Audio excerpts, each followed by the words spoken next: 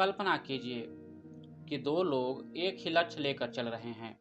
दोनों तय करते हैं कि उन्हें अपनी पढ़ाई बेहतर करनी है। दोनों के पास एक जैसी किताबें हैं, एक जैसा समय और दोनों अपने जीवन में सफलता चाहते हैं। लेकिन कुछ महीनों बाद परिणाम अलग दिखाई देता है। एक व्यक्ति लगातार आगे बढ़ रहा है, जबकि दूसरा बार बार अपने पुराने तरीके पर लौट जाता है। आखिर ऐसा क्यों होता है? क्या फर्क उनकी क्षमता में है? क्या फर्क उनकी किस्मत में है? या फिर फर्क उन छोटे छोटे कामों में है जिन्हें वे हर दिन दोहराते हैं? जेम्स क्लियर की पुस्तक एटॉमिक हैबिट्स इसी सवाल को समझने की कोशिश करती है। इस किताब का मूल विचार है कि हमारे जीवन में होने वाले बड़े बदलाव अक्सर किसी एक बड़े निर्णय से नहीं, बल्कि छोटी छोटी आदतों के लगातार दोहराए जाने से पैदा होते हैं। एक छोटा सुधार शायद आज बहुत महत्वपूर्ण दिखाई न दे, लेकिन अगर वही सुधार लंबे समय तक दोहराया जाए तो उसका प्रभाव बहुत बड़ा हो सकता है। इसलिए पुस्तक का नाम है एटॉमिक हैबिट्स। यहाँ एटॉमिक का अर्थ केवल बहुत छोटी चीज से नहीं है। इसका संकेत ऐसी छोटी इकाई से है जो अपने आकार में छोटी हो, लेकिन उसके प्रभाव को नज़रअंदाज न किया जा सके। छोटी आदतों की बड़ी शक्ति। मान लीजिए कोई विद्यार्थी हर दिन केवल थोड़ा सा अतिरिक्त पढ़ता है। पहले दिन उसे कोई बड़ा अंतर दिखाई नहीं देता। एक सप्ताह भी शायद उसे लगे कि कुछ खास नहीं बदला। एक महीने बाद भी परिणाम बहुत बड़ा नहीं होगा। लेकिन अगर वह लंबे समय तक इसी प्रक्रिया को जारी रखता है तो उसके ज्ञान, समझ और तैयारी में धीरे धीरे अंतर पैदा होने लगता है।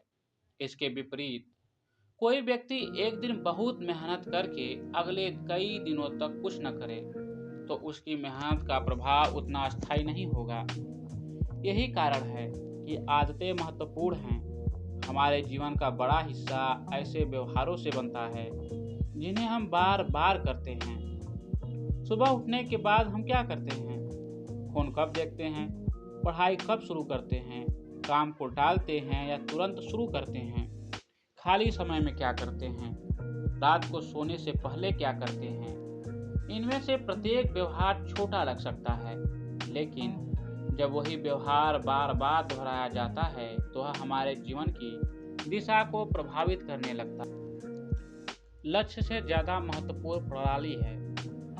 किताब का एक महत्वपूर्ण विचार यह है कि केवल लक्ष्य तय कर लेना पर्याप्त नहीं है। मान लीजिए किसी विद्यार्थी का लक्ष्य है, मुझे परीक्षा में बहुत अच्छे अंक प्राप्त करने हैं।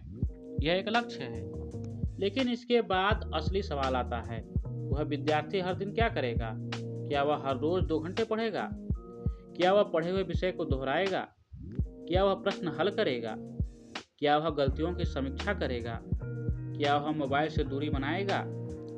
यही उसकी सिस्टम यानी व्यवस्था या प्रक्रिया है। लक्ष्य हमें बताता है कि हम कहाँ पहुँचना चाहते हैं, लेकिन सिस्टम यह तय करती है कि हम वहाँ पहुँचने के लिए रोज क्या करेंगे। इसलिए केवल इतना कहना कि मुझे सफल होना है बहुत उपयोगी नहीं है। इसके बजाय सवाल होना चाहिए, सफल व्यक्ति बनने के लिए मुझे रोज कौन से व्यवहार दोहराने चाहिए। यही से आदतों का महत्व सामने आता है। परिणाम नहीं, पहचान बदलने पर ध्यान दें। किताब का अगला महत्वपूर्ण विचार है आइडेंटिटी बेस्ड हैबिट्स, यानी पहचान पर आधारित आदतें। आमतौर पर हम बदलाव को परिणाम के आधार पर देखते हैं, जैसे मुझे परीक्षा पास करनी है, मुझे किताब लिखनी है, मुझे ज़्यादा पढ़ना है, मुझे नियमित व्यायाम करना है। लेकिन इससे एक दूसरा सवाल पैदा होता है, मैं किस तरह का व्यक्ति बनना चाहता हूँ।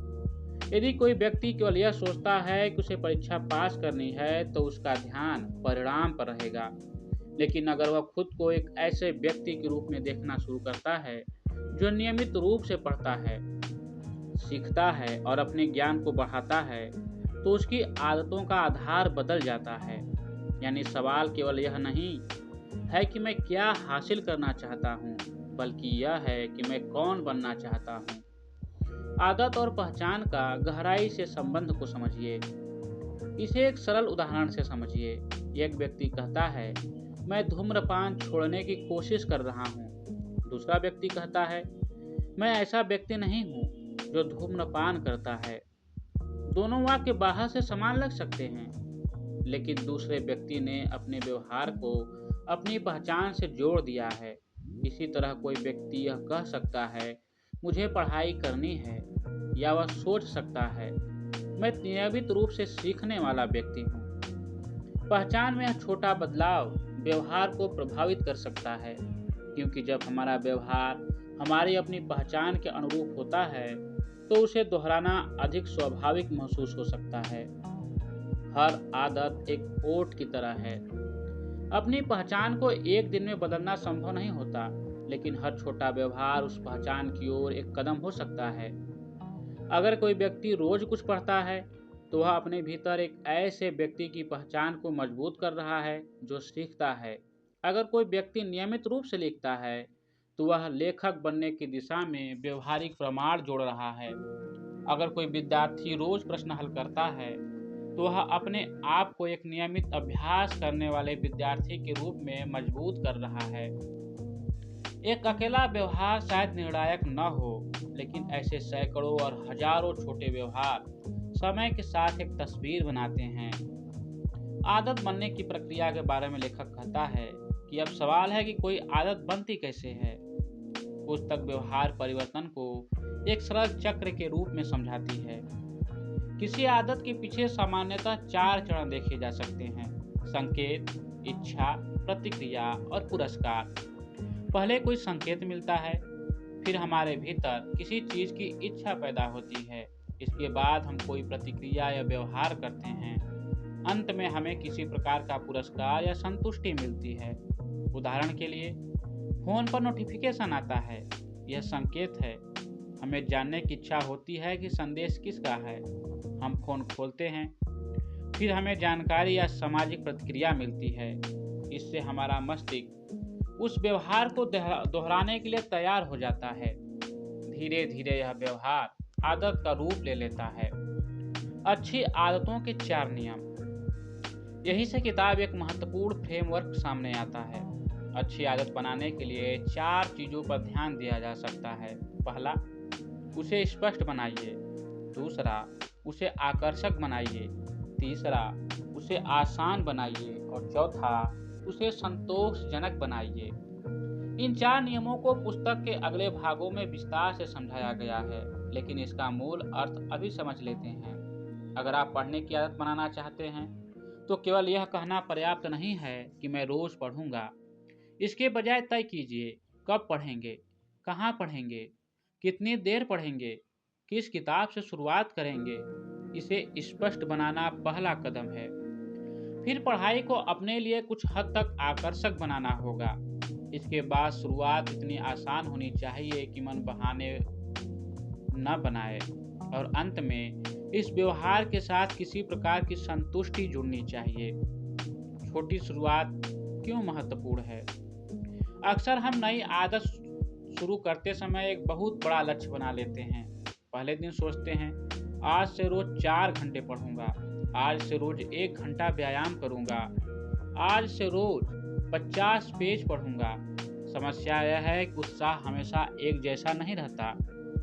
पहले कुछ दिनों में हम बहुत उत्साहित होते हैं, फिर थकान आती है, फिर समय कम पड़ता है, फिर एक दिन आदत टूटती है और उसके बाद व्यक्ति सोचने लगता है, मैं नियमित नहीं रह सकता। लेकिन समस्या हमेशा व्यक्ति की इच्छा शक्ति में नहीं होती। कई बार शुरुआत ही बहुत बड़ी होती है। इसलिए नई आदत को छोटे स्तर से शुरू करना अधिक व्यवहारिक हो सकता है। अगर किताब पढ़ने की आदत बनानी है तो शुरुआत कुछ पन्नों से हो सकती है। अगर पढ़ाई की आदत बनानी है तो शुरुआत एक छोटे अध्ययन सत्र से हो सकती है। उद्देश्य शुरुआत में अधिक काम करना नहीं, बल्कि नियमित व्यवहार स्थापित करना है। 1% सुधार का विचार। अब सोचिए, अगर आप आज कल से थोड़ा बेहतर हो जाएं, तो क्या होगा? एक दिन का छोटा सुधार शायद दिखाई नहीं देगा, लेकिन लगातार सुधार समय के साथ जमा होता रहता है। यही कंपाउंडिंग इफेक्ट आदतों की शक्ति को समझने में मदद करता है। इसके विपरीत छोटी छोटी नकारात्मक आदतें भी जमा होती हैं, एक बार काम टालना शायद बड़ी समस्या न हो, लेकिन रोज काम टालने की आदत बन जाए तो उसका प्रभाव अलग हो सकता है। एक बार बिना पढ़े दिन निकाल देना बड़ी बात नहीं लगती, लेकिन अगर यह लगातार होने लगे तो आपकी तैयारी प्रभावित हो सकती है। इसलिए आदतों को उनके तत्काल परिणाम से नहीं, बल्कि उनके लंबे समय के प्रभाव से देखना चाहिए। शुरुआती परिणाम दिखाई क्यों नहीं देते? नई आदत शुरू करने के बाद कई बार व्यक्ति निराश हो जाता है। वह सोचता है, मैं इतने दिनों से मेहनत कर रहा हूँ, फिर भी परिणाम क्यों नहीं आया? यहाँ एक महत्वपूर्ण बात समझने की जरूरत है। हर प्रयास का परिणाम तुरंत दिखाई नहीं देता। जैसे बीज बोने के बाद अगले दिन पेड़ दिखाई नहीं देता, कुछ समय तक परिवर्तन भीतर चलता रहता है। आदतों के साथ भी ऐसा हो सकता है। शुरुआत में आपको लगता है कि आपकी मेहनत बेकार जा रही है, लेकिन लगातार अभ्यास आपकी क्षमता, ज्ञान और व्यवहार में धीरे धीरे बदलाव कर रहा होता है। इसलिए केवल तत्काल परिणाम देखकर आदत को छोड़ देना उचित नहीं है। सफलता का असली प्रश्न। अब इस पूरे भाग को एक सवाल में बदलते हैं। अगर आप अपनी जिंदगी में बदलाव चाहते हैं तो आपको खुद से पूछना चाहिए, मैं अपने जीवन में कौन सा परिणाम चाहता हूँ। लेकिन इसके साथ एक और सवाल जोड़िए, उस परिणाम को पाने वाला व्यक्ति रोज क्या करता है। अगर आप लेखक बनना चाहते हैं तो लिखने की आदत बनाइए। अगर आप विद्यार्थी बनना चाहते हैं तो नियमित अध्ययन और पुनरावृत्ति की आदत बनाइए।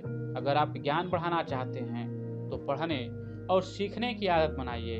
अगर आप किसी क्षेत्र में कुशल बनना चाहते हैं तो उस कौशल का नियमित अभ्यास कीजिए। यानी भविष्य की पहचान केवल इच्छा से नहीं बनती, वह रोज के व्यवहार से बनती है। अच्छी आदत को स्पष्ट बनाइए। पिछले भाग में हमने समझा कि छोटी छोटी आदतें समय के साथ हमारे जीवन पर एक बड़ा प्रभाव डाल सकती हैं। हमने यह भी देखा कि केवल लक्ष्य तय करना पर्याप्त नहीं है। अगली बदलाव उस व्यवस्था से आता है जिसे हम रोज दोहराते हैं।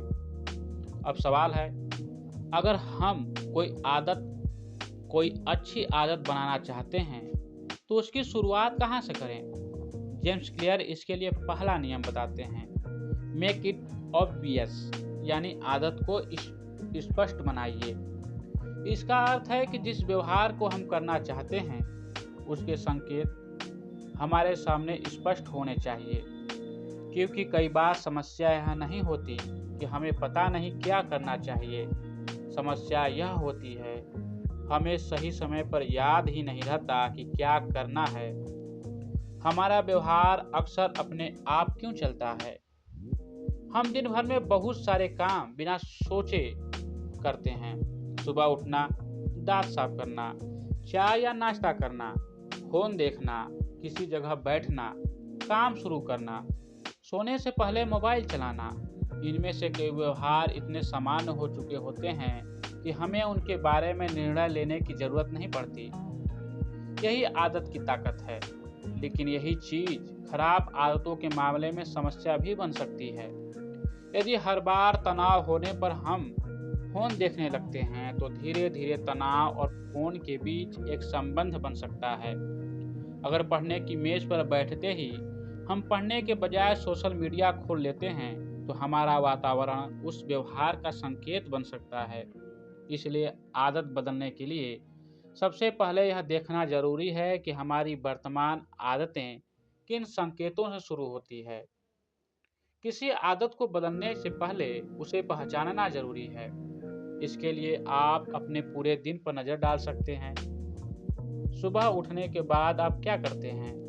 इसके बाद क्या करते हैं? फिर क्या करते हैं? काम या पढ़ाई के बीच में क्या करते हैं? खाली समय में क्या करते हैं? रात में सोने से पहले क्या करते हैं? अब इन व्यवहारों को देखिए और पूछिए, कौन सी आदत मेरे लिए उपयोगी है? कौन सी आदतें मेरे समय और ऊर्जा को नुकसान पहुंचा रही हैं? कौन सी आदतें ऐसी हैं जिन्हें मैं बदलना चाहता हूं? यह प्रक्रिया इसलिए महत्वपूर्ण है क्योंकि जब तक कोई व्यवहार हमारे लिए अस्पष्ट है तब तक उसे बदलना कठिन हो सकता है। आदतों की सूची बनाइए। मान लीजिए एक विद्यार्थी की दिनचर्या कुछ ऐसी है।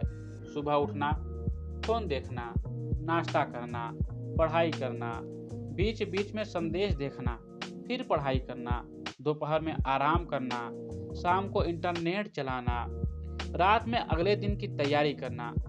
अब विद्यार्थी इनमें से प्रत्येक व्यवहार के सामने एक निशान लगा सकता है। अच्छी आदत, तटस्थ आदत या खराब आदत, या कोई परीक्षा नहीं है। इसका उद्देश्य केवल जागरूकता पैदा करना है, क्योंकि कई बार हमें यह पता ही नहीं होता कि हमारी दिनचर्या में कितना समय छोटे छोटे व्यवहारों में चला जाता है। आदत के लिए निश्चित समय तय कीजिए। मान लीजिए आप पढ़ने की आदत बनाना चाहते हैं। अगर आप केवल कहते हैं मैं रोज पढ़ूंगा, तो इसमें बहुत कुछ अस्पष्ट है। कब पढ़ेंगे, कितनी देर पढ़ेंगे, किस परिस्थिति में पढ़ेंगे, इसके बजाय इसे स्पष्ट बनाया जा सकता है। उदाहरण के लिए, सुबह नाश्ते के बाद मैं अपनी मेज पर बैठकर 1 घंटे पढ़ूंगा। अब संकेत स्पष्ट है, नाश्ता समाप्त हुआ। अब अगला व्यवहार है पढ़ाई का, यानी आपने आदत को समय और परिस्थिति से जोड़ दिया। आदत को किसी मौजूदा आदत से जोड़ना नई आदत बनाने का एक उपयोगी तरीका है। नई आदत को पहले से मौजूद आदत के साथ जोड़ देना, इसे हैबिट स्केचिंग कहा गया है। इसका सरल अर्थ है, जब पुरानी आदत पूरी हो उसके तुरंत बाद नई आदत शुरू करें। उदाहरण के लिए, दांत साफ करने के बाद 5 मिनट पढ़ना, चाय पीने के बाद दिन की योजना बनाना, सुबह टहलने के बाद 10 मिनट किताब पढ़ना, रात को मोबाइल अलग रखने के बाद अगले दिन के 3 जरूरी काम लिखना। यह तरीका इसलिए उपयोगी हो सकता है क्योंकि पुरानी आदत पहले से ही आपके जीवन में स्थापित है। अब वही पुरानी आदत नई आदत के लिए संकेत बन जाती है। कब और कहाँ का सवाल। नई आदत को मजबूत बनाने के लिए 2 सवाल बहुत उपयोगी हैं, कब और कहाँ। अगर आप कहते हैं मैं पढ़ाई करूँगा, तो यह अधूरा निर्णय है। लेकिन अगर आप कहते हैं मैं सुबह 6 बजे अपने अध्ययन स्थान पर बैठकर पढ़ाई शुरू करूँगा, तो निर्णय अधिक स्पष्ट हो जाता है। यही अंतर अस्पष्ट इच्छा और स्पष्ट योजना के बीच है।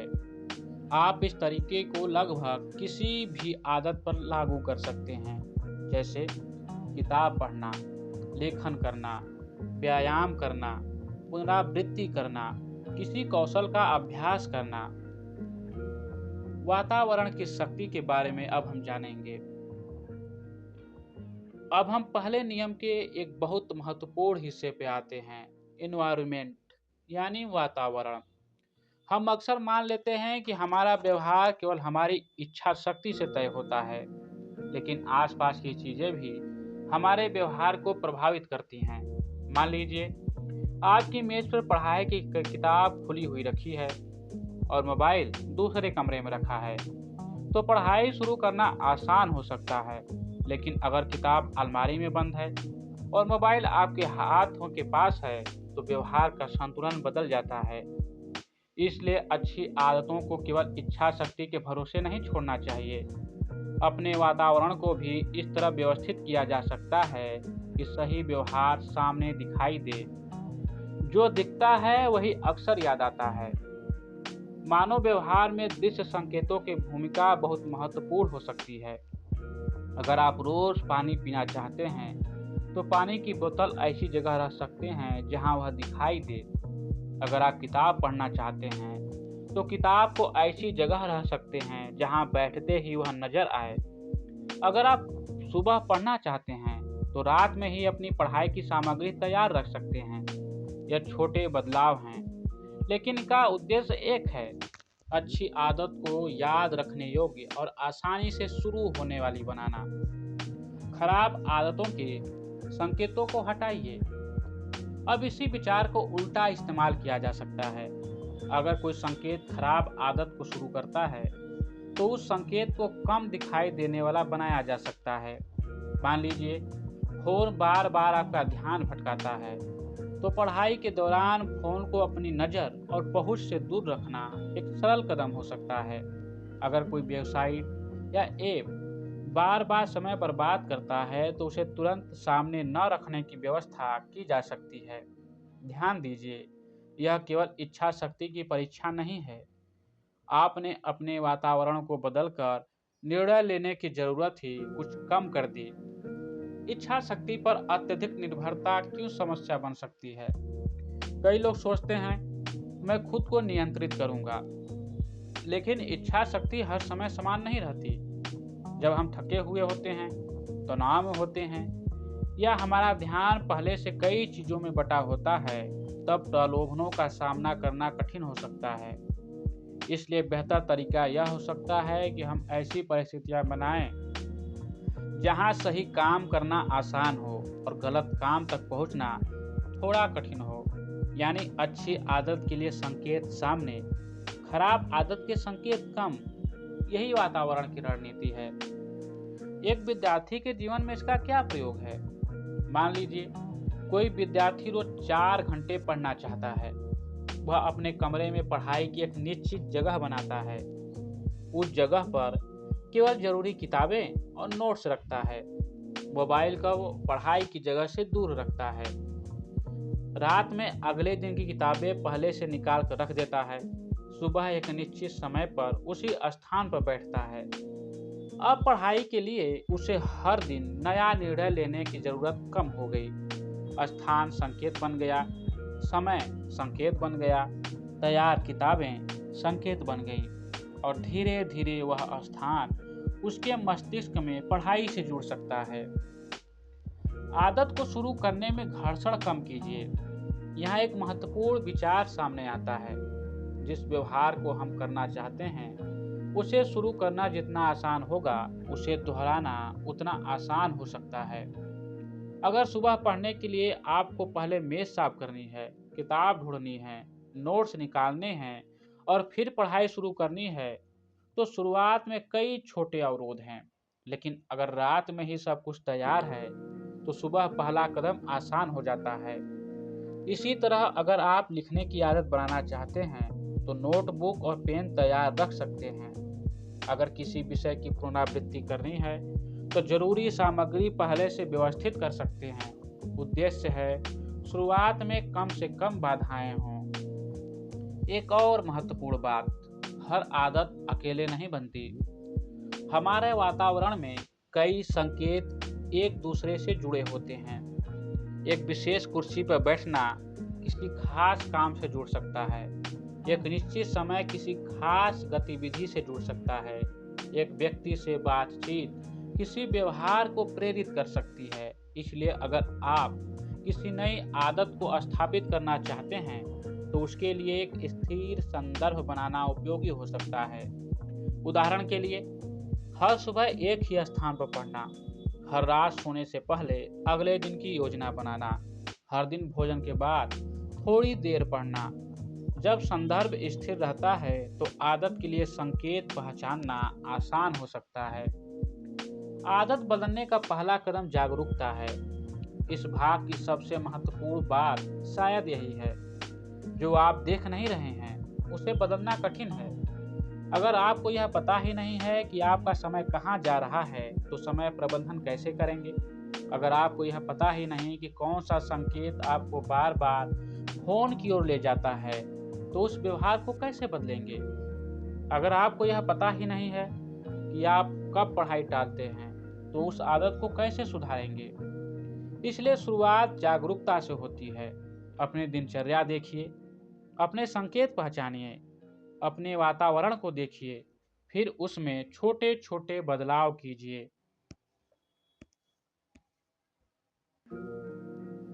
हमें यह पता होना चाहिए कि हम क्या करना चाहते हैं, कब करना चाहते हैं और किस परिस्थिति में करना चाहते हैं।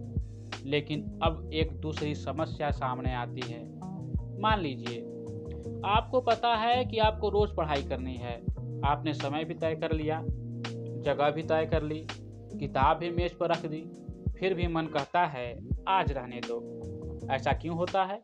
क्योंकि किसी काम का स्पष्ट होना, किसी काम का आकर्षक होना दोनों अलग बातें हैं। इसलिए एटॉमिक हैबिट्स का दूसरा नियम है, मेक इट एट्रैक्टिव यानी आदत को आकर्षक बनाइए।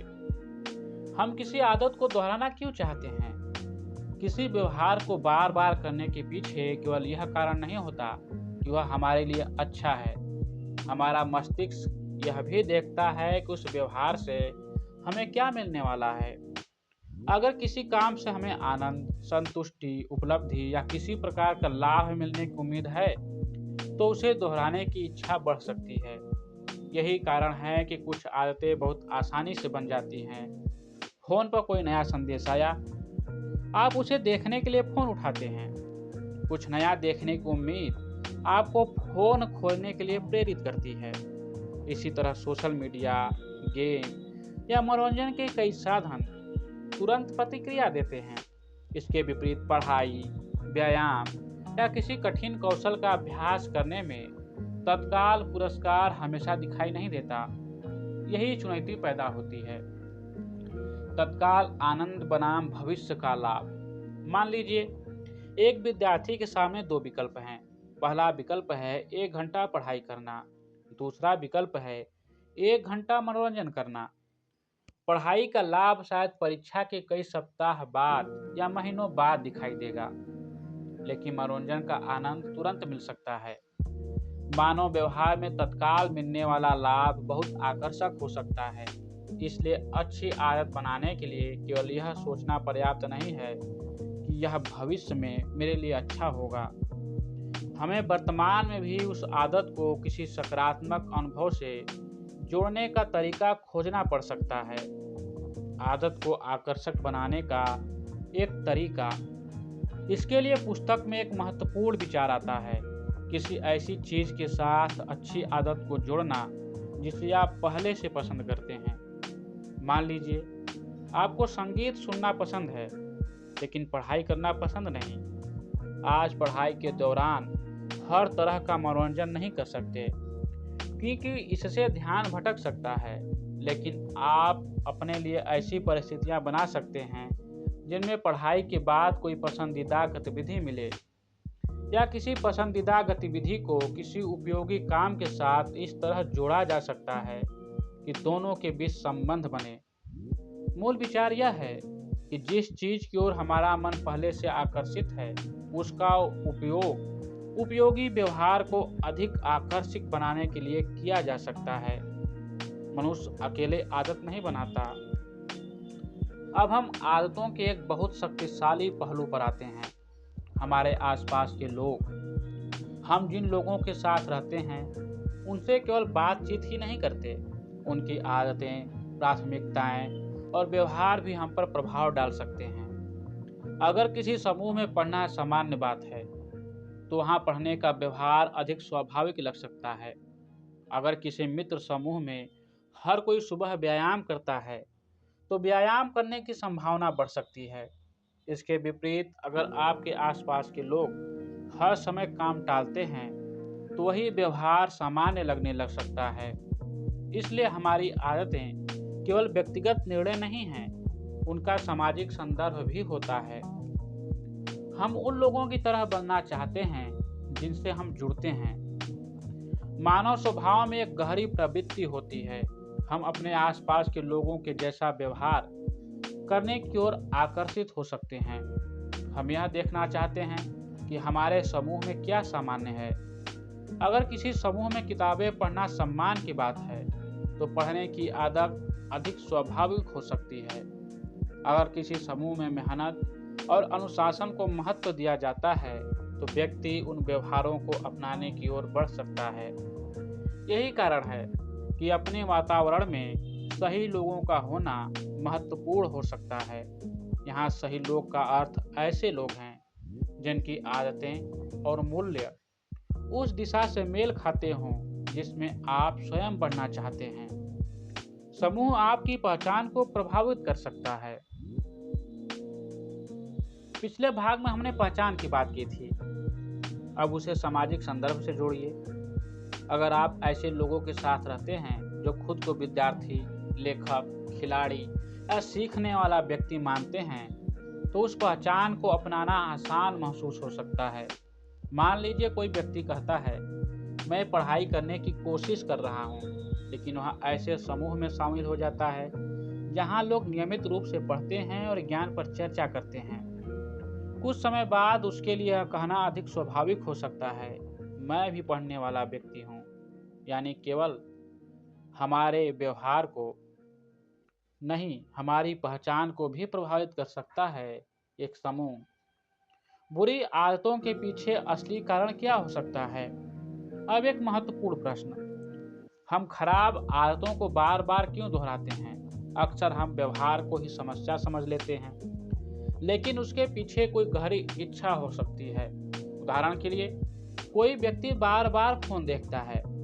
शायद उसे केवल फोन देखने की इच्छा नहीं है, वह मनोरंजन चाहता है, या किसी संदेश का इंतजार कर रहा है, या वह अकेलापन महसूस कर रहा है, या वह तनाव में थोड़ी देर बचना चाहता है। यानी व्यवहार के पीछे एक मूल आवश्यकता या इच्छा हो सकती है। अगर हम केवल व्यवहार को रोकने की कोशिश करेंगे तो समस्या बार बार सामने आ सकती है, लेकिन अगर हम उस मूल इच्छा को समझ लें तो उसे पूरा करने के बेहतर रास्ते खोज सकते हैं। इच्छा और आदत के बीच संबंध, इसे एक उदाहरण से समझिए। मान लीजिए कोई व्यक्ति तनाव में है और हर बार तनाव होने पर इंटरनेट पर समय बिताने लगता है। वास्तविक इच्छा शायद इंटरनेट चलाना नहीं है। वास्तविक इच्छा हो सकती है आराम करना, ध्यान हटाना, तनाव कम करना, मनोरंजन पाना। यदि वह व्यक्ति तनाव कम करने के दूसरे स्वस्थ तरीके खोज ले तो पुराने व्यवहार पर निर्भरता कम की जा सकती है।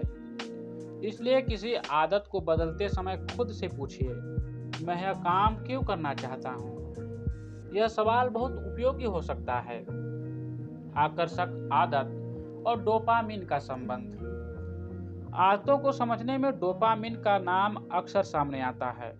डोपामिन मस्तिष्क की रिवार्ड और मोटिवेशन से जुड़ी प्रक्रियाओं में महत्वपूर्ण भूमिका निभाता है। जब हमें किसी लाभ या आनंद की उम्मीद होती है तो हमारा मस्तिष्क उस व्यवहार की ओर प्रेरित हो सकता है।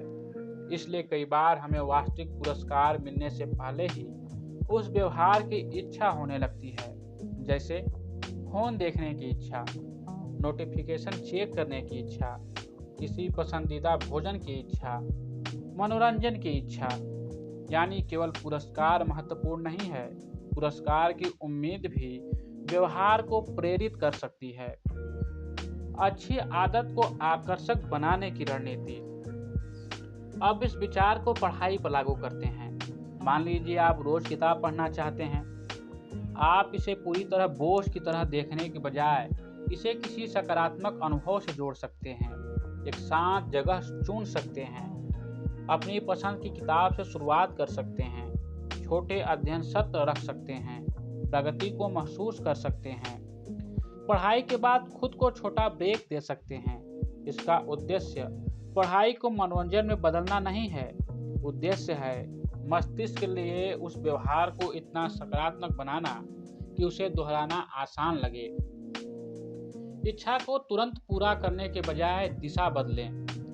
कभी कभी हमें किसी व्यवहार की इच्छा होती है जिसे हम कम करना चाहते हैं। ऐसी स्थिति में केवल यह कहना मुझे यह नहीं करना है काफ़ी प्रभावी नहीं हो सकता। इसके बजाय आप उस इच्छा की दिशा बदल सकते हैं।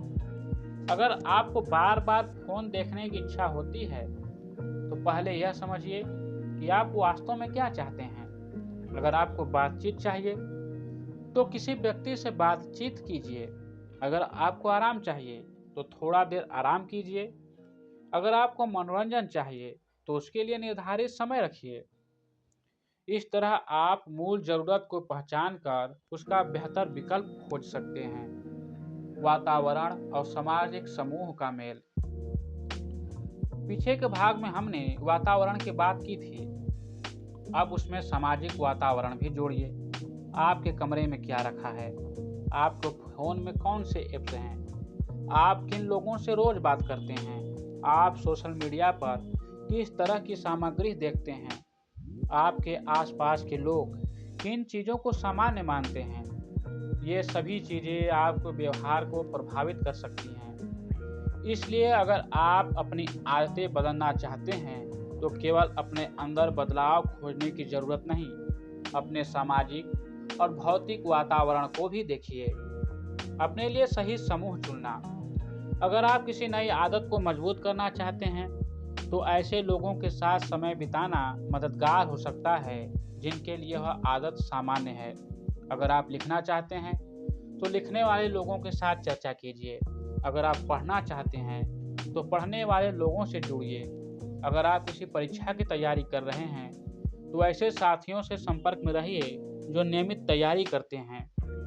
इसका मतलब यह नहीं कि हर व्यक्ति को बदल देना चाहिए, बल्कि अपने वातावरण में ऐसे प्रभावों को अधिक स्थान देना चाहिए जो आपके लक्ष्य के अनुकूल हो। अच्छी आदत को तत्काल संतुष्टि से जोड़ना।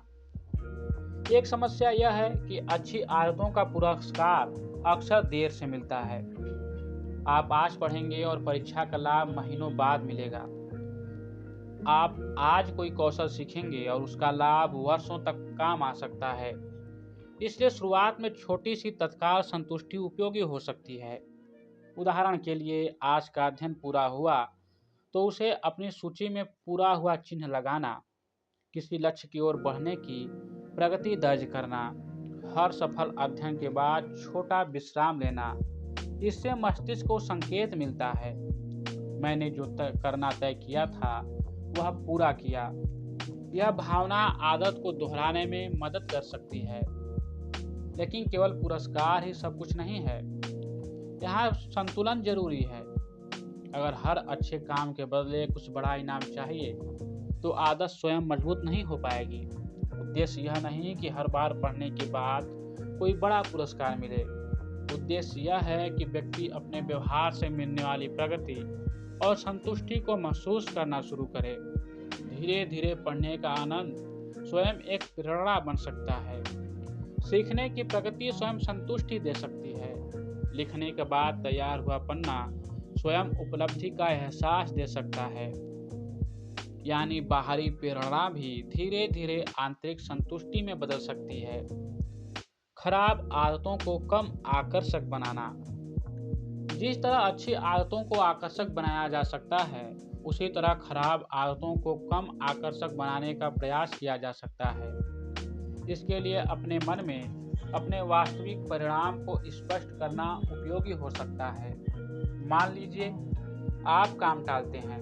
उस क्षण काम टालना आरामदायक लगता है, लेकिन बाद में तनाव बढ़ सकता है, काम जमा हो सकता है, समय कम पड़ सकता है। इसलिए केवल तत्काल आराम को देखने के बजाय पूरे परिणाम को देखना जरूरी है। यानी खुद से पूछिए, यह आदत मुझे क्या दे रही है और लंबे समय में मुझसे क्या ले रही है। यह सवाल व्यवहार को एक अलग दृष्टिकोण से देखने में मदद कर सकता है।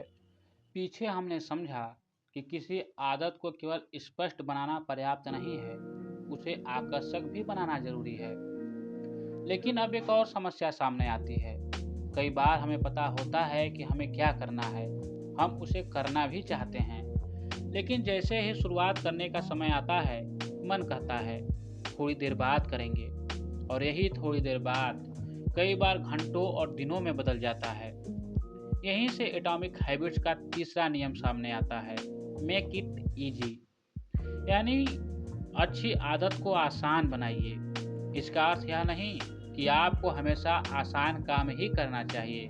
इसका अर्थ है कि जिस व्यवहार को आप नियमित बनाना चाहते हैं, उसकी शुरुआत में अनावश्यक कठिनाइयों को कम कर दीजिए। हम कठिन कामों से बचते क्यों हैं? मानव मस्तिष्क स्वाभाविक रूप से ऐसे रास्तों की ओर आकर्षित हो सकता है जिनमें कम प्रयास लगे। अगर दो कामों से समान परिणाम मिलता है तो सामान्यतः वह विकल्प अधिक आकर्षक लगता है जिसमें कम मेहनत करनी पड़े। इसे आप अपनी रोजमर्रा के जीवन में आसानी से देख सकते हैं। अगर पानी की बोतल आपके सामने रखी है तो पानी पीना आसान है। अगर बोतल दूसरे कमरे में है तो कई बार उठकर जाना पड़ेगा। अगर पढ़ाई की किताब मेज पर खुली हुई है तो पढ़ना शुरू करना आसान है। अगर किताब किसी बंद अलमारी में है और मेज बिखरी हुई है तो शुरुआत में कई छोटे अवरोध आ जाते हैं। ये छोटे अवरोध मामूली लगते हैं, लेकिन जब किसी व्यवहार को रोज दोहराना हो तो छोटे छोटे अवरोध भी महत्वपूर्ण हो सकते हैं। सफलता हमेशा अधिक इच्छा शक्ति का नाम नहीं। हम अक्सर कहते हैं, अगर मेरे अंदर इच्छा शक्ति मजबूत होती तो मैं रोज पढ़ता। लेकिन हर समस्या का समाधान इच्छा शक्ति बढ़ाना नहीं है। कभी कभी बेहतर समाधान है ऐसी व्यवस्था बनाना जिसमें सही काम करना आसान हो जाए। उदाहरण के लिए, यदि आपको सुबह पढ़ना है तो रात में ही किताबें और नोट्स तैयार कर लीजिए। अगर आपको रोज लिखना है तो लिखने की जगह और सामग्री पहले से तैयार रखिए। अगर आपको किसी विषय की पुनरावृत्ति करनी है तो जरूरी प्रश्न और नोट्स एक ही स्थान पर रखिए। इससे जब काम करने का समय आएगा तो शुरुआत के लिए कम निर्णय लेने पड़ेंगे। घर्षण कम कीजिए। आदतों की दुनिया में एक उपयोगी नियम है, फ्रिक्शन यानी घर्षण। घर्षण का मतलब है किसी काम को शुरू करने में आने वाली छोटी छोटी बाधाएं। अच्छी आदत के लिए घर्षण कम कीजिए, खराब आदत के लिए घर्षण बढ़ाइए। मान लीजिए आप किताब पढ़ना चाहते हैं। किताब को तकिए के पास रख देना आसान है, लेकिन अगर किताब हमेशा किसी ऐसी जगह रखी है जहां उसे निकालने के लिए कई चीज़ें हटानी पड़ती है तो पढ़ने की शुरुआत में ही बाधा पैदा हो जाती है।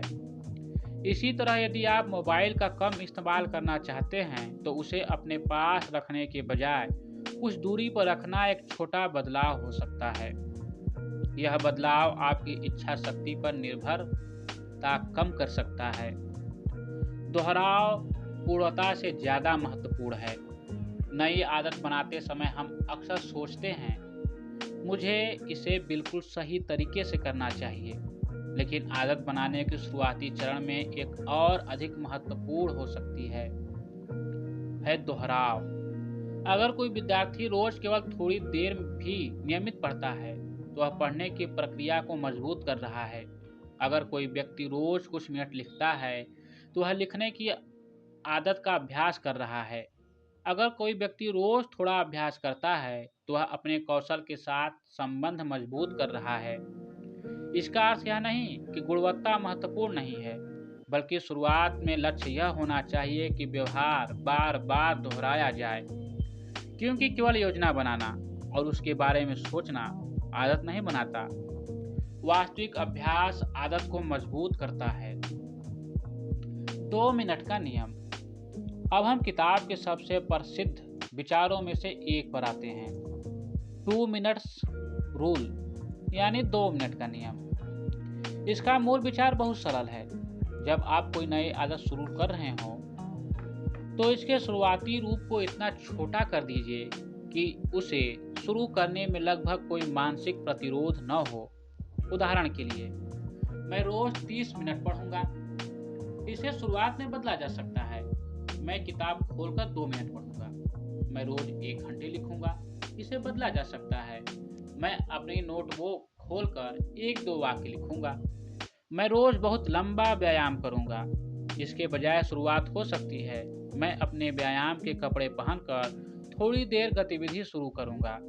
यहाँ लक्ष्य केवल 2 मिनट में पूरा जीवन बदलना नहीं है, लक्ष्य है शुरू करने की आदत बनाना। शुरुआत सबसे महत्वपूर्ण क्यों हो सकती है? कई बार किसी काम का सबसे कठिन हिस्सा उसका पहला कदम होता है। किताब खोलना कठिन लगता है, लेकिन किताब खुल जाने के बाद पढ़ना थोड़ा आसान हो सकता है। लिखना शुरू करना कठिन लगता है, लेकिन पहला वाक्य लिखने के बाद आगे लिखना आसान हो सकता है।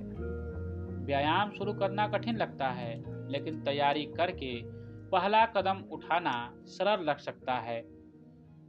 इसलिए 2 मिनट का नियम हमें यह सिखाता है कि पूरी गतिविधि के बारे में सोचकर खुद को डराने के बजाय केवल शुरुआत पर ध्यान दें। आदत की शुरुआत को बहुत छोटा रखिए। मान लीजिए कोई विद्यार्थी रोज 3 घंटे पढ़ने की आदत बनाना चाहता है। अगर वह पहले ही दिन 3 घंटे का लक्ष्य रखता है तो उसके सामने बड़ा मानसिक दबाव हो सकता है। इसके बजाय वह शुरुआत एक छोटे अध्ययन सत्र से कर सकता है। कुछ दिनों तक उस व्यवहार को नियमित करने के बाद समय धीरे धीरे बढ़ाया जा सकता है। यहाँ मुख्य विचार है, पहले नियमितता फिर विस्तार। पहले व्यवहार को जीवन में जगह दीजिए, फिर उसकी मात्रा बढ़ाइए। लेकिन केवल 2 मिनट करना ही लक्ष्य नहीं है। यह बात समझना बहुत जरूरी है कि 2 मिनट का नियम यह नहीं कहता कि हमेशा केवल 2 मिनट ही काम करें। यह शुरुआत को आसान बनाने की रणनीति है। मान लीजिए आपका लक्ष्य रोज पढ़ना है। आपने खुद से कहा, मैं केवल 2 मिनट पढ़ूंगा। आप किताब खोलते हैं। 2 मिनट बाद अगर आपका मन कहता है कि आप आगे पढ़ सकते हैं, तो आप पढ़ना जारी रख सकते हैं। लेकिन अगर किसी दिन परिस्थितियां खराब हैं, तब भी आपने आदत का सिलसिला बनाए रखा। इससे व्यवहार की पहचान मजबूत हो सकती है। आदत की रस्म बनाइए। किसी व्यवहार को नियमित बनाने के लिए उसके पहले एक छोटी सी तैयारी की प्रक्रिया बनाई जा सकती है। उदाहरण के लिए, मेज पर बैठना, किताब खोलना, पेन हाथ में लेना, घड़ी या टाइमर लगाना और पढ़ाई शुरू करना। कुछ समय बाद यह क्रम स्वयं एक संकेत की तरह काम कर सकता है। आपका मस्तिष्क उस प्रक्रिया को पढ़ाई के साथ जोड़ना शुरू कर सकता है। इसी तरह लिखने के लिए लैपटॉप खोलना, दस्तावेज खोलना, आज के विषय का नाम लिखना और पहला वाक्य शुरू करना। यह छोटी सी शुरुआत बड़ी गतिविधि के लिए रास्ता खोल सकती है। अच्छी आदत को सुविधाजनक बनाइए। अब एक और सवाल, अगर कोई व्यवहार आपके लिए महत्वपूर्ण है तो क्या आप उसे पहले से आसान बना सकते हैं? बिल्कुल। अगर आप सुबह पढ़ना चाहते हैं तो रात में किताबें तैयार रखिए। अगर आप रोज लिखना चाहते हैं तो दस्तावेज पहले से खोल कर रख सकते हैं। अगर आप किसी विषय की पुनरावृत्ति करना चाहते हैं तो जरूरी सामग्री एक जगह रखिए। अगर आपको सुबह समय बचाना है तो रात में अगले दिन की जरूरी चीज़ें व्यवस्थित कर सकते हैं। इससे आपको सुबह कई छोटे निर्णय नहीं लेने पड़ेंगे। निर्णयों की संख्या कम कीजिए। हमारे दिन में बहुत सारे छोटे निर्णय होते हैं। क्या पढ़ें, कहाँ पढ़ें, कब पढ़ें, कौन सी किताब निकालें, कौन सा विषय पहले करें, कब शुरू करें। इनमें से हर निर्णय थोड़ा मानसिक प्रयास मांगता है। अगर आप पहले से कुछ चीज़ें तय कर लेते हैं तो व्यवहार आसान हो जाता है। उदाहरण के लिए, रात में तय कर लीजिए सुबह कौन सा विषय पढ़ना है। किताब पहले से मेज पर रख दीजिए। पढ़ाई का समय पहले से निर्धारित कर दीजिए। अगर सुबह आपको केवल शुरुआत करनी है, अच्छी आदत को सुविधाजनक बनाइए। कई बार लोग अच्छी आदत बनाने के लिए केवल अपने व्यवहार पर काम करते हैं, लेकिन पहले उस व्यवस्था को बदलना ज़्यादा प्रभावी हो सकता है। मान लीजिए आप रोज अधिक पढ़ना चाहते हैं, तो केवल खुद से यह मत कहिए मुझे ज़्यादा पढ़ना चाहिए, बल्कि पूछिए मैं अपनी पढ़ाई को आसान कैसे बना सकता हूँ। क्या मेरी किताबें व्यवस्थित हैं?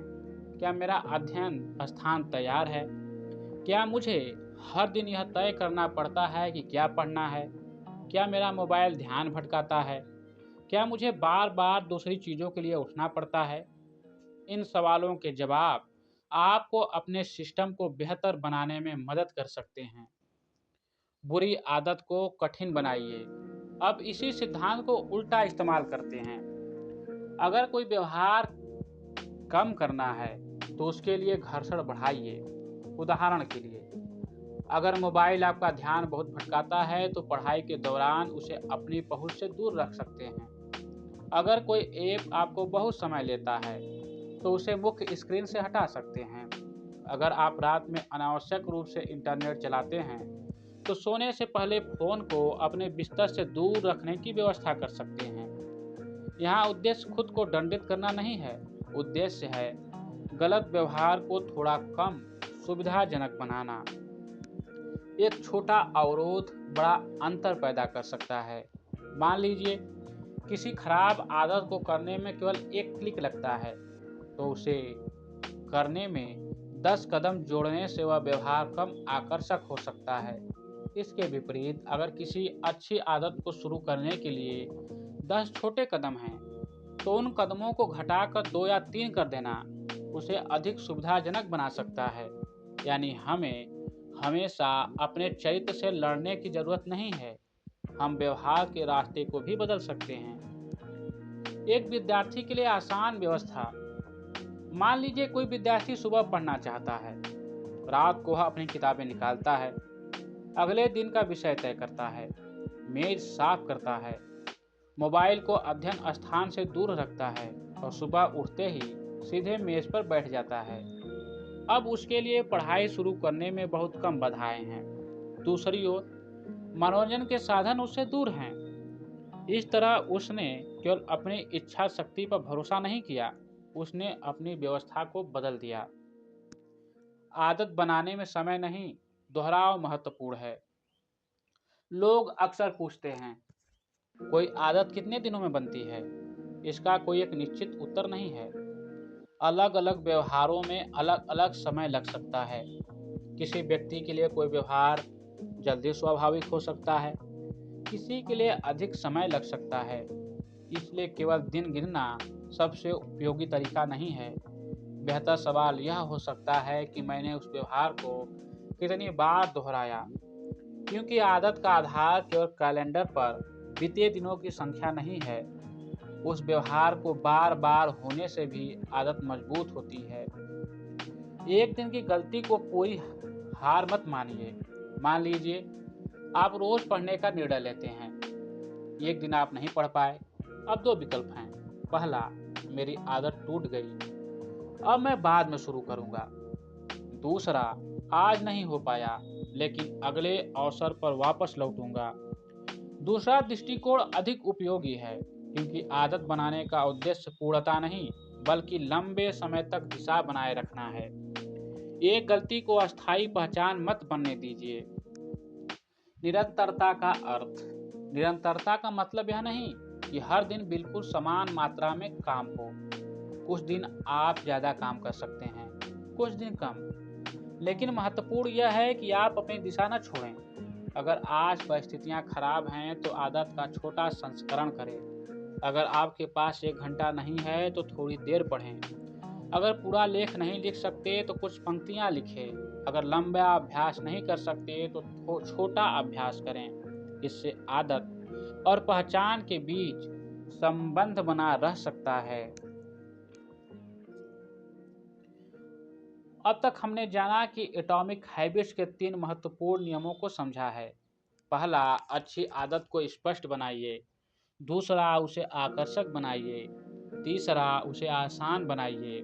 लेकिन अब एक महत्वपूर्ण सवाल है, अगर हमने कोई अच्छी आदत शुरू कर भी दी तो उसे लंबे समय तक जारी कैसे रखा जाए? क्योंकि किसी भी आदत की असली परीक्षा शुरुआत में नहीं होती।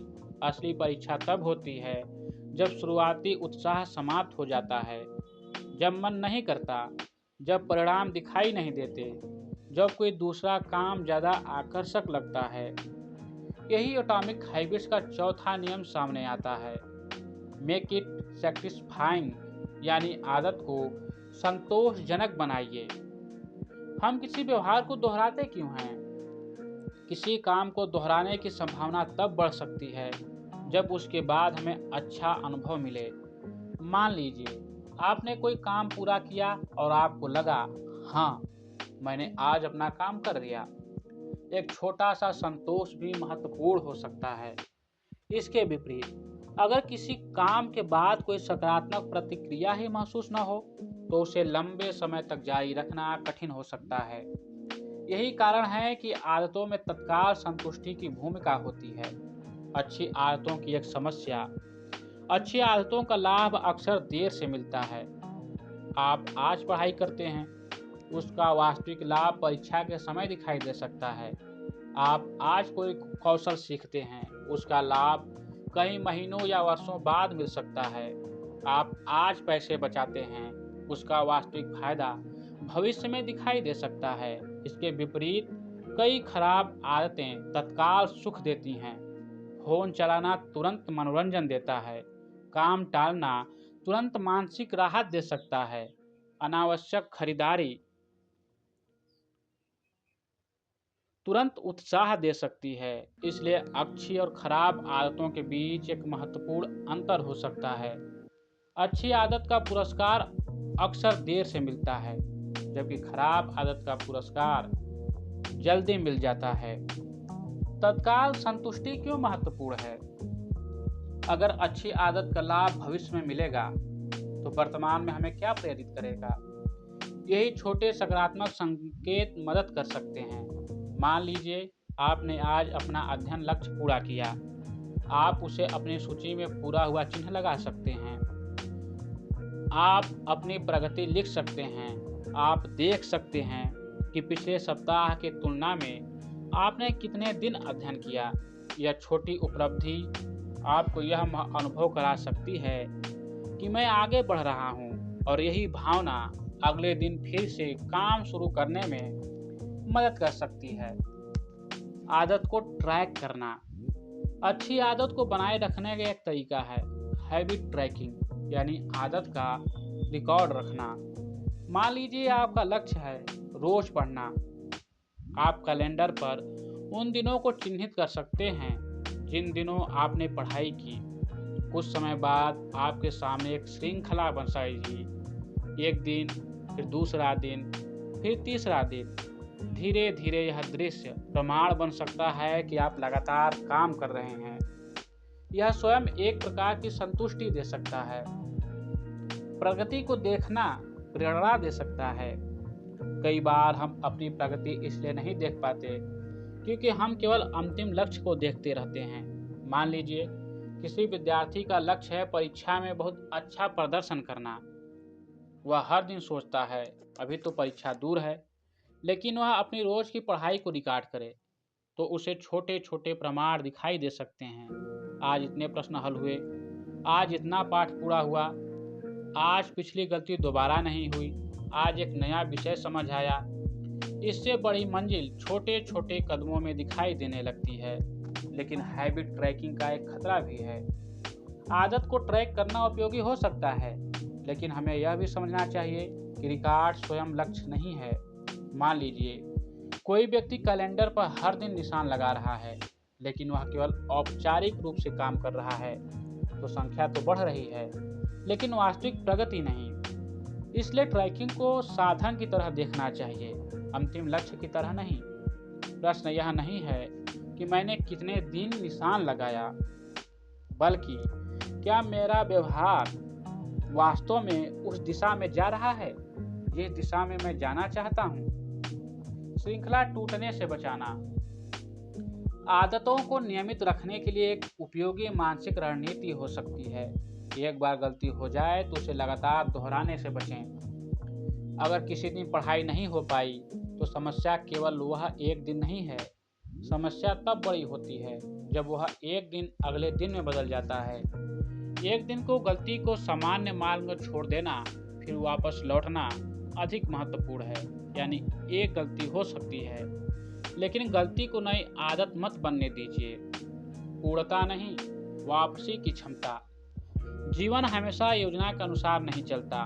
कभी बीमारी, कभी यात्रा, कभी परीक्षा का दबाव, कभी परिवार की जिम्मेदारी, कभी मानसिक थकान। इसलिए कोई भी व्यक्ति हर दिन समान स्तर पर काम नहीं कर सकता। आदतों की मजबूती इस बात से भी पता चलती है कि व्यवधान आने के बाद हम कितनी जल्दी वापस लौटते हैं। अगर आप एक दिन चूक गए तो खुद को असफल घोषित करने की जरूरत नहीं। अगला अवसर पकड़िए और फिर से शुरुआत कीजिए। जिम्मेदारी तय करने का महत्व। अब किताब एक और महत्वपूर्ण विचार की ओर ले जाती है, अकाउंटेबिलिटी, यानी जवाबदेही। कभी कभी जब हमारे सामने केवल हम खुद होते हैं तो हम अपने निर्णय को आसानी से टाल देते हैं। लेकिन अगर किसी दूसरे व्यक्ति को पता है कि हमें क्या करना है तो हमारे ऊपर एक सकारात्मक जिम्मेदारी का भाव आ सकता है। उदाहरण के लिए, दो विद्यार्थी तय करते हैं कि वे हर दिन एक दूसरे से पूछेंगे, आज तुमने कितने प्रश्न हल किए? या कोई लेखक अपने मित्र से कहता है, मैं इस सप्ताह तक अपने लेख का पहला ड्राफ्ट पूरा करूंगा। अब व्यक्ति के पास अपने निर्णय को पूरा करने की एक अतिरिक्त वजह हो सकती है। अकाउंटेबिलिटी पार्टनर, यानी एक ऐसा व्यक्ति जो आपके लक्ष्य या आदत के प्रति आपकी जवाबदेही बनाए रखने में मदद करता है। वह आपका मित्र हो सकता है, सहपाठी हो सकता है, सहकर्मी हो सकता है, या कोई ऐसा व्यक्ति जिसके साथ आपका उद्देश्य साझा हो। लेकिन इसका मतलब यह नहीं कि वह व्यक्ति आपको हर समय नियंत्रित करे। उसका काम केवल इतना हो सकता है कि वह समय समय पर पूछे, काम हुआ, आज अभ्यास किया, जो तय किया था वह पूरा हुआ। यह साधारण प्रश्न भी व्यवहार पर असर डाल सकता है। जवाबदेही और डर में अंतर समझिए। यहाँ एक बात समझना जरूरी है, अकाउंटेबिलिटी का उद्देश्य डर पैदा करना नहीं होना चाहिए। उद्देश्य है अपने निर्णय को गंभीरता से लेना। अगर आप किसी मित्र से कहते हैं कि आप रोज पढ़ेंगे, तो शायद आपका मन आपको टालने से पहले एक बार और सोचने पर मजबूर हो, क्योंकि अब आपका निर्णय केवल आपके दिमाग में नहीं है, आपने उसे किसी दूसरे व्यक्ति के सामने भी स्पष्ट कर दिया है। आदतों को संतोषजनक बनाने का व्यवहारिक तरीका। मान लीजिए आपका लक्ष्य है रोज 2 घंटे पढ़ना। आप इसे कई छोटे हिस्सों में बांट सकते हैं। हर अध्ययन सत्र के बाद उसे दर्ज करें। दिन के अंत में देखें कि आपने क्या पूरा किया। सप्ताह के अंत में अपनी प्रगति देखें। इससे आपको केवल अंतिम परीक्षा का परिणाम इंतजार नहीं करना पड़ेगा, आप रास्ते में ही अपनी प्रगति को महसूस कर सकेंगे। छोटे पुरस्कारों का उपयोग। अच्छी आदत को मजबूत करने के लिए छोटा सकारात्मक पुरस्कार भी उपयोगी हो सकता है, लेकिन पुरस्कार ऐसा होना चाहिए जो आपकी मूल आदत को नुकसान न पहुंचाए। उदाहरण के लिए, एक अध्ययन सत्र पूरा करने के बाद थोड़ी देर आराम करना, अपने पसंदीदा संगीत को कुछ समय सुनना, दिन के लक्ष्य पूरा होने पर अपनी प्रगति को लिखना। जहाँ उद्देश्य विलासिता नहीं है, उद्देश्य है काम पूरा होने के बाद सकारात्मक अनुभव पैदा करना। भविष्य के बड़े लाभ को वर्तमान से जोड़ना। अब एक महत्वपूर्ण बात, अच्छी आदत का सबसे बड़ा लाभ भविष्य में मिलता है, लेकिन अगर हम भविष्य के इस लाभ को वर्तमान के व्यवहार से जोड़ सकें तो आदत को बनाए रखना आसान हो सकता है। मान लीजिए आप प्रतियोगी परीक्षा की तैयारी कर रहे हैं। हर दिन की पढ़ाई को केवल आज का काम मत समझिए, इसे अपने बड़े लक्ष्य की दिशा में एक कदम की तरह देखिए। आज का एक अध्ययन सत्र आपकी तैयारी में एक और इकाई जोड़ता है। आज का अभ्यास आपकी क्षमता में एक और सुधार जोड़ता है। आज की गलती की समीक्षा भविष्य की एक गलती को रोक सकती है। इस तरह दैनिक कार्य और भविष्य का परिणाम आपस में जुड़ जाते हैं। बुरी आदत को असंतोषजनक बनाना। अब चौथे नियम को उल्टा इस्तेमाल करते हैं। अगर कोई आदत छोड़नी है तो उसके परिणामों को स्पष्ट करना उपयोगी हो सकता है। मान लीजिए आप काम लगातार टालते हैं। काम टालने के बाद आपको कुछ समय के लिए आराम मिलता है, लेकिन बाद में काम का दबाव बढ़ता है, तनाव बढ़ता है, समय कम होता है और अंत में काम की गुणवत्ता प्रभावित हो सकती है। जब आप इस पूरे परिणाम को स्पष्ट रूप से देखते हैं तो वह आदत पहले जितनी आकर्षक नहीं लग सकती। यानी खराब आदत को केवल रोकने के बजाय उसके वास्तविक परिणाम को समझना भी महत्वपूर्ण है। अपनी प्रगति की समीक्षा कीजिए। आदतों को बनाए रखने के लिए समय समय पर खुद से पूछिए, क्या मेरी आदत वास्तव में मुझे आगे बढ़ा रही है? क्या मैं केवल व्यस्त हूँ या सचमुच प्रगति कर रहा हूँ? क्या मेरी वर्तमान व्यवस्था अभी भी उपयोगी है? क्या मुझे कुछ बदलने की ज़रूरत है? क्योंकि कोई भी प्रणाली हमेशा एक जैसी नहीं रह सकती। जैसे जैसे हम आगे बढ़ते हैं, हमारी आवश्यकताएं भी बढ़ सकती हैं। आदत अच्छी बनने के बाद भी सावधान रहें। अब एक दिलचस्प समस्या आती है। मान लीजिए कोई आदत बहुत मजबूत हो गई, अब वह लगभग अपने आप होने लगी। यह अच्छी बात है, लेकिन इसका एक दूसरा पक्ष भी है। अगर हम हमेशा एक ही स्तर पर काम करते रहें तो विकास धीमा पड़ सकता है। उदाहरण के लिए, कोई व्यक्ति रोज एक ही प्रकार का अभ्यास करता है। शुरुआत में उसका प्रदर्शन बेहतर होगा, लेकिन कुछ समय बाद वही अभ्यास उसे नई चुनौती नहीं देगा। इसलिए आदत को बनाए रखने के साथ साथ समय समय पर अपनी प्रगति की समीक्षा करना भी जरूरी है। केवल व्यस्त रहना और बेहतर होना दोनों अलग बातें हैं।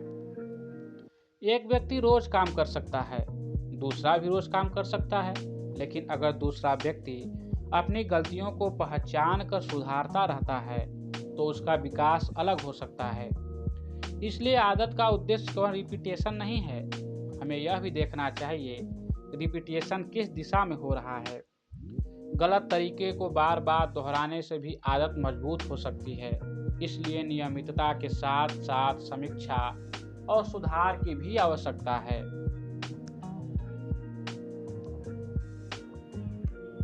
उन्नत आदतें, प्रतिभा, प्रेरणा और निरंतर सुधार। अब तक हमने एटॉमिक हैबिट्स के 4 मूल नियमों को समझ लिया है। पहला, आदत को स्पष्ट बनाइए। दूसरा, उसे आकर्षक बनाइए। तीसरा, उसे आसान बनाइए। और चौथा, उसे संतोषजनक बनाइए। इन 4 नियमों की मदद से हम अच्छी आदतें बनाने, खराब आदतों को कम करने की एक व्यवहारिक व्यवस्था तैयार कर सकते हैं। लेकिन अब पुस्तक एक और स्तर पर जाती है, क्योंकि जब कोई व्यक्ति आदत बनाना सीख जाता है तो अगला सवाल होता है, मैं लगातार बेहतर कैसे होता रहूं? क्या केवल मेहनत ही पर्याप्त है? क्या हर व्यक्ति हर क्षेत्र में समान रूप से सफल हो सकता है? सही चुनौती का चुनाव कैसे किया जाए? और क्या अच्छी आदतें भी हमारे विकास के रास्ते में बाधा बन सकती हैं? इन्हीं सवालों पर पुस्तक का अंतिम हिस्सा ध्यान देता है। प्रतिभा की भूमिका। हम अक्सर सफल लोगों को देखकर कहते हैं, इस व्यक्ति में प्राकृतिक प्रतिभा है। किसी की स्मरण शक्ति अधिक हो सकती है, किसी का शरीर किसी खास खेल में अनुकूल हो सकता है, किसी व्यक्ति को गणित जल्दी समझ में आ सकता है, किसी व्यक्ति को भाषा या संगीत स्वाभाविक रूप से आसान लग सकता है। इससे एक महत्वपूर्ण प्रश्न पैदा होता है, क्या सफलता केवल मेहनत से मिलती है या प्राकृतिक क्षमता भी महत्वपूर्ण है? वास्तविक यह है कि दोनों की भूमिका हो सकती है। हर व्यक्ति की रुचियां, क्षमताएं और प्राकृतिक विशेषताएं अलग होती हैं। इसलिए अपनी आदतों और लक्ष्यों को अपनी वास्तविक परिस्थितियों के साथ जोड़ना उपयोगी हो सकता है। अपनी ताकत को पहचानिए। मान लीजिए 2 लोगों को एक ही काम करने के लिए कहा जाता है। पहले व्यक्ति को वह काम बहुत सहज लगता है, दूसरे को उसी काम में बहुत अधिक संघर्ष करना पड़ता है। इसका अर्थ यह नहीं कि दूसरा व्यक्ति कभी सफल नहीं हो सकता, लेकिन दोनों के लिए प्रयास की लागत अलग हो सकती है। इसलिए अपने लिए सही क्षेत्र चुनना महत्वपूर्ण है। अपने आप से पूछिए, मुझे किस प्रकार के काम में स्वाभाविक रुचि आती है? कौन सी गतिविधियां करते समय का पता कम चलता है? मैं किस तरह की समस्याओं को दूसरों की तुलना में आसानी से समझ पाता हूँ? किन क्षेत्रों में मैं लगातार अभ्यास करने के लिए तैयार रहता हूँ? इन सवालों के जवाब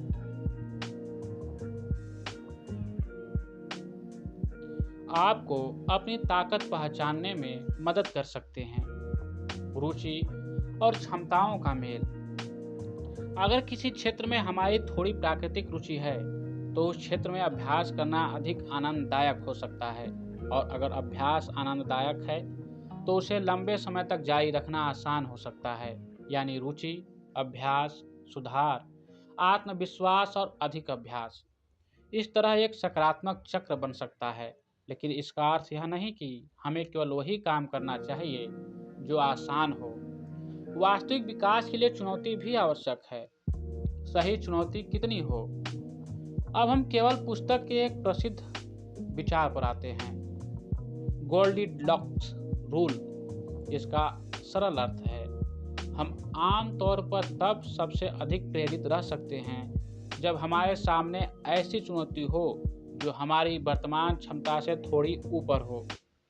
अगर काम बहुत आसान है तो हमें बोरियत हो सकती है, अगर काम बहुत कठिन है तो हम निराश हो सकते हैं। लेकिन अगर काम हमारी वर्तमान क्षमता से थोड़ा कठिन है तो हमें प्रयास करने की चुनौती मिलती है, और साथ ही सफलता की संभावना भी बनी रहती है। यही संतुलन महत्वपूर्ण है। बहुत आसान काम क्यों समस्या बन सकता है?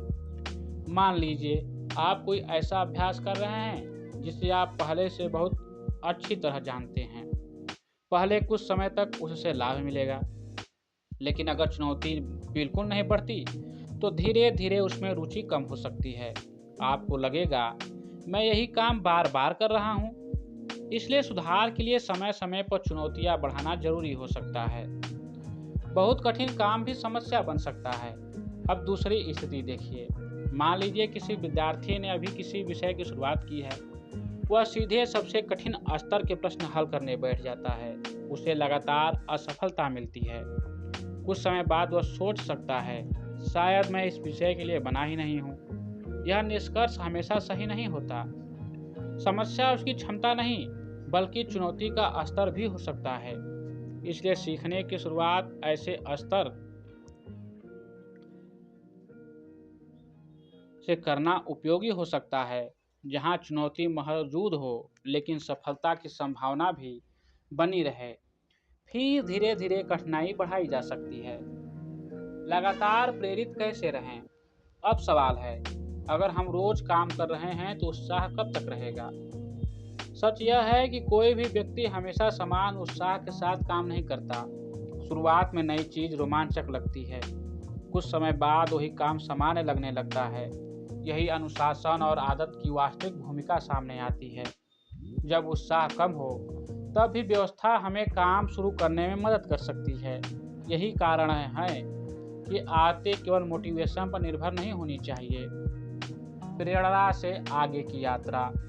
मान लीजिए कोई व्यक्ति नया वर्ष शुरू होते ही तय करता है कि मैं रोज पढ़ूंगा। पहले कुछ दिन वह उत्साह से पढ़ता है, फिर कुछ दिनों बाद उत्साह कम हो जाता है। अगर उसकी पूरी व्यवस्था केवल मोटिवेशन पर निर्भर थी तो आदत टूट सकती है। लेकिन अगर उसने निश्चित समय तय किया है, एक निश्चित स्थान बनाया है, काम को छोटे छोटे हिस्सों में बांटा है, अपनी प्रगति रिकॉर्ड की है और वातावरण को व्यवस्थित किया है, तो कम मोटिवेशन के बावजूद शुरुआत करना आसान हो सकता है। यही आदत की ताकत है। ऊब से निपटना। आदतों के बारे में एक दिलचस्प समस्या है। जब कोई काम नया होता है तो वह रोमांचक होता है, लेकिन जब वही काम रोज होने लगता है तो वह उबाऊ लग सकता है। यही वह जगह है जहाँ बहुत से लोग रुक जाते हैं। उन्हें लगता है कि अब प्रेरणा नहीं रही। लेकिन किसी भी कौशल में विशेषज्ञता हासिल करने के लिए केवल नएपन पर निर्भर रहना संभव नहीं है। कभी कभी वही साधारण काम बार बार करना पड़ता है। अच्छे खिलाड़ी अभ्यास करते हैं, अच्छे लेखक लिखते हैं, अच्छे विद्यार्थी दोहराते हैं, अच्छे संगीतकार अभ्यास करते हैं और उनका काम हमेशा रोमांचक नहीं होता, लेकिन वे जानते हैं कि नियमित अभ्यास आवश्यक है। जब मन न करे तब भी सही काम करना, यही अंतर है शौक और अनुशासन के बीच। शौक में हम वही करते हैं जो हमें अच्छा लगता है। अनुशासन हमें वह करने में भी मदद करता है जो जरूरी है, भले उस समय मन न कर रहा हो। इसका मतलब यह नहीं कि हमें खुद को लगातार दबाते रहना चाहिए, बल्कि यह समझना है कि हर दिन मोटिवेशन की प्रतीक्षा करने में निरंतरता नहीं बनती। कई बार काम पहले करना पड़ता है और प्रेरणा बाद में आती है। आदतों का एक संभावित नुकसान। अब पुस्तक एक महत्वपूर्ण चेतावनी देती है। अच्छी आदतें उपयोगी हैं, लेकिन अगर हम केवल आदत के कारण किसी काम को करते हैं और अपनी प्रगति की समीक्षा न करें, तो वही आदत हमें एक स्तर पर रोक सकती है। मान लीजिए कोई व्यक्ति रोज एक ही तरीके से काम करता है। उसकी आदत मजबूत है, लेकिन उसने अपने तरीके में सुधार करना बंद कर दिया है। अब वह केवल वही कर रहा है जो पहले से जानता है। उसकी आदत मजबूत हो रही है, लेकिन उसकी क्षमता शायद उसी गति से नहीं बढ़ रही। इसलिए केवल कंसिस्टेंसी पर्याप्त नहीं है। कंसिस्टेंसी के साथ रिफ्लेक्शन और इम्प्रूवमेंट भी जरूरी है। विशेषज्ञ बनने के बाद अगली चुनौती। जब कोई व्यक्ति किसी काम के में शुरुआती स्तर से ऊपर पहुंच जाता है तो उसकी अगली चुनौती बदल जाती है। शुरुआत में लक्ष्य होता है, मैं इसे करना सीखूं। बाद में लक्ष्य होना चाहिए, मैं इसे और बेहतर कैसे कर सकता हूं। और आगे, मैं अपनी कमजोरियों को कैसे सुधारूं। यानी एक समय के बाद केवल आदत दोहराना पर्याप्त नहीं, हमें अपनी प्रणाली की समीक्षा करनी पड़ती है। समय समय पर खुद की समीक्षा करें। आप हर महीने या कुछ अंतराल पर अपने आप से पूछ सकते हैं, मैंने क्या सीखा, कहाँ सुधार हुआ, कहाँ अभी भी समस्या है, कौन सी आदत मेरे लिए उपयोगी साबित हो रही है, कौन सी आदत केवल समय ले रही है, क्या मेरी वर्तमान व्यवस्था मेरे वर्तमान लक्ष्य के लिए सही है। इस तरह आदतें स्थिर व्यवस्था बनने के बजाय विकास की व्यवस्था बन सकती हैं। छोटी आदतों से बड़ी पहचान।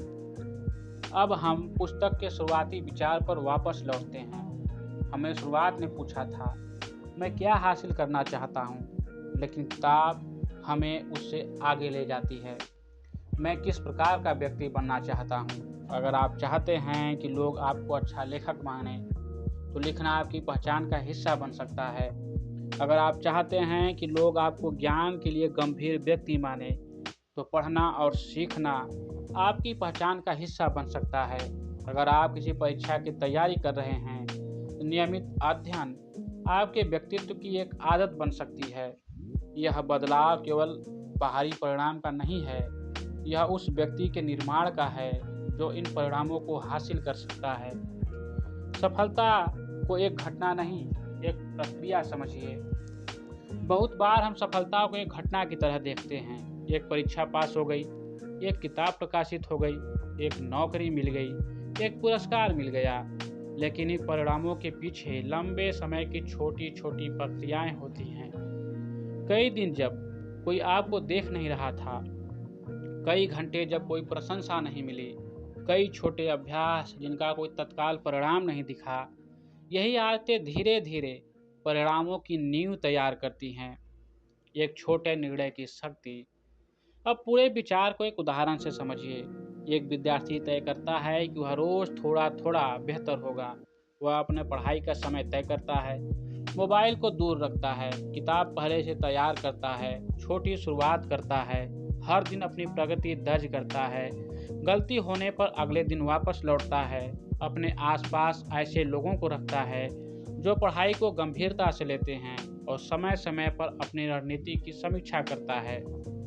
इनमें से कोई भी कदम अकेले चमत्कार नहीं है, लेकिन जब ये सभी कदम लगातार दोहराए जाते हैं तो इनका संयुक्त प्रभाव बहुत बड़ा हो सकता है। अब पूरी किताब को एक सूत्र में समझिए। अगर एटॉमिक हैबिट्स के पूरे विचार को एक सरल सूत्र में रखना हो तो हम कह सकते हैं, छोटे व्यवहार, बार बार दोहराव, मजबूत आदत, बदली हुई पहचान, बेहतर परिणाम और अच्छी आदत बनाने के 4 प्रमुख रास्ते हैं। स्पष्ट बनाइए, आकर्षक बनाइए, आसान बनाइए और संतोषजनक बनाइए। अगर खराब आदत कम करनी हो तो इन्हीं सिद्धांतों को उल्टी दिशा में इस्तेमाल किया जा सकता है। उसे कम स्पष्ट बनाइए, कम आकर्षक बनाइए, मुश्किल बनाइए और उसके परिणामों को कम संतोषजनक बनाइए। अपने जीवन में इसे कैसे लागू करें? अब सवाल सबसे महत्वपूर्ण है। इस पूरी किताब को पढ़ने के बाद हम वास्तव में क्या करें? आपको एक साथ अपनी जिंदगी की 10 आदतें बदलने की जरूरत नहीं है। केवल एक आदत चुनिए, ऐसी आदत जो आपके जीवन में वास्तविक अंतर ला सकती हो। फिर उसके लिए 4 सवाल पूछिए। पहला, मैं इसे स्पष्ट कैसे बनाऊं? समय और स्थान तय कीजिए। दूसरा, मैं इसे आकर्षक कैसे बनाऊं? इसे किसी सकारात्मक अनुभव से जोड़िए। तीसरा, मैं इसे आसान कैसे बनाऊं? शुरुआत छोटी रखिए और बाधाएं कम कीजिए। चौथा, मैं इसे संतोषजनक कैसे बनाऊं? अपनी प्रगति को महसूस कीजिए और रिकॉर्ड कीजिए। बस एक आदत से शुरुआत कीजिए। एक छोटी आदत चुनिए। मान लीजिए आपका लक्ष्य है रोज पढ़ना, तो इसे इस तरह व्यवस्थित किया जा सकता है कि एक निश्चित समय चुनिए, एक निश्चित स्थान चुनिए, किताब पहले से रखिए, मोबाइल दूर रखिए, शुरुआत कुछ मिनटों से कीजिए, काम पूरा होने पर उसे दर्ज कीजिए और अगर किसी दिन आदत छूट जाए तो अगले दिन वापस लौट आइए। यह छोटी प्रक्रिया समय के साथ आपकी पहचान बदल सकती है। एटॉमिक हैबिट्स का सबसे बड़ा संदेश शायद यही है कि जीवन में बदलाव हमेशा किसी बहुत बड़े कदम से शुरू नहीं होता। कई बार यह बहुत छोटा होता है। एक पन्ना पढ़ना, एक पैराग्राफ लिखना, एक प्रश्न हल करना, एक बार मोबाइल को दूर रखना, एक दिन अपने समय का सही उपयोग करना, एक बार किसी आदत को रोकना।